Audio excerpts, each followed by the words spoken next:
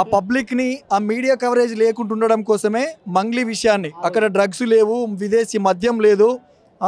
తను ఏదో ఒక ఆడపిల్ల, ఒక కింది జాతి నుండి ఒక వెనకబడిన వర్గం నుంచి వచ్చినటువంటి ఆడపిల్ల చిన్నగా తన ఫ్యామిలీతో పార్టీ చేసుకుంటుంటే వీళ్ళకు కాంగ్రెస్ వాళ్ళకు రేవంత్ రెడ్డి మీద పాటలు పాడలేదని వీళ్ళు ఈవెంట్స్కి పిలిస్తే నాకు రాజకీయ పార్టీలతో సంబంధం లేదు, గతంలో తెలంగాణ కల్చర్ మీద, తెలంగాణ బోనాల మీద, బతుకమ్మ మీద పాటలు పాడినా అంతేగాని నాకు రాజకీయాలతో సంబంధం లేదు అని తాను 2-3 ఈవెంట్స్కి రానందుకే కావాలని ఉద్దేశపూర్వకంగా కళాకారులను కూడా ఇబ్బంది పెట్టే పరిస్థితి ఉంది ఇప్పుడు. 100% ఖచ్చితంగా కళాకారులను ఇబ్బంది పెట్టడంలో భాగంగానే ఎట్లాంటిది లేకున్నా కూడా ఆ రోజు కేసీఆర్ గారికి ప్రపంచవ్యాప్తంగా media coverage, international media, national media, state మీడియాలో కేసీఆర్ గారు న్యూస్ కవర్ కావద్దని కరెక్ట్ కేసీఆర్ గారు వచ్చిన 10 నిమిషాలకే మంగ్లీ విషయాన్ని బయటకు తీసుకొచ్చారు. అంటే కొంత media diversion, public board diversion మొత్తం అటువైపు తిరగాలని ఒక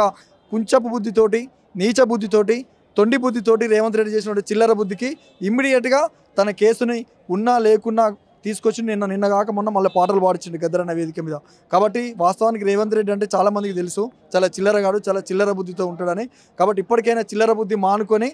ప్రజా పరిపాలన మీద దృష్టి పెట్టాలని మేమందరం కోరుకుంటున్నాం.